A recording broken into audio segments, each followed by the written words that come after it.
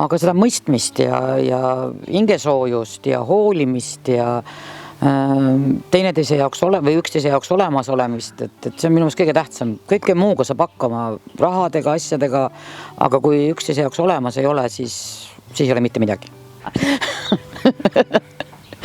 Ideaalne päev on see, kui ma võin magada nii kaua, kui ma tahan, siis ma teen endale pika hommikusöögi, siis ma loen raamatut või lahendan ristsõnu, siis ma loen jälle raamatut.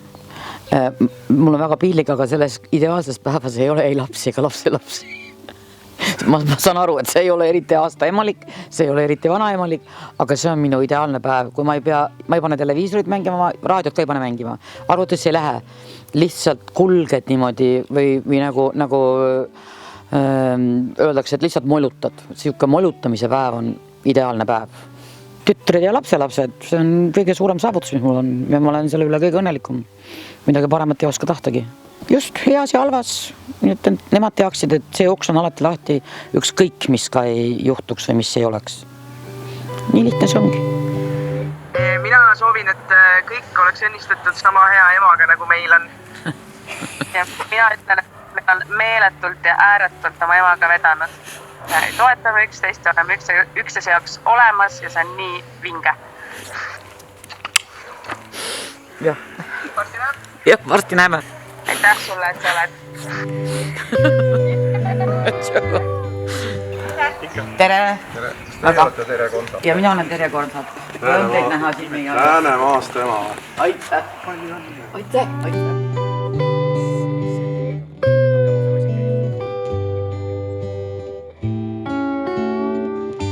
Terje on ju lugupeetud inimene Haapsalus, tuntud õpetaja ja väga hea giid ja see on väga tore, et ta nüüd sellise ilusa tunnustuse osaliseks sai.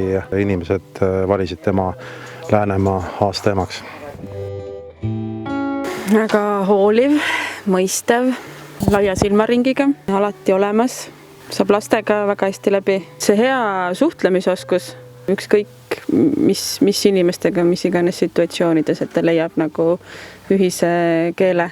See on kindlasti siuke asi, mida ma hindan ja mida ma võib-olla siis tahaks endale ka.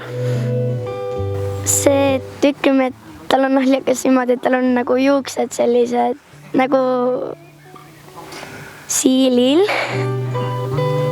Minu vanaema on üks lill.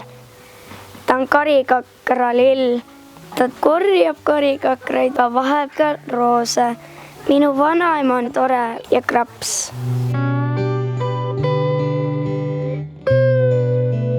Eks minu osa ka mingil määral, aga suurem osa ikka Terjele, et laste kasvatamise poole pealt ja eks mul on vedanud oma naisega ja lastega ja lastelastega ja kõigiga. Selles suhtes on tore pere.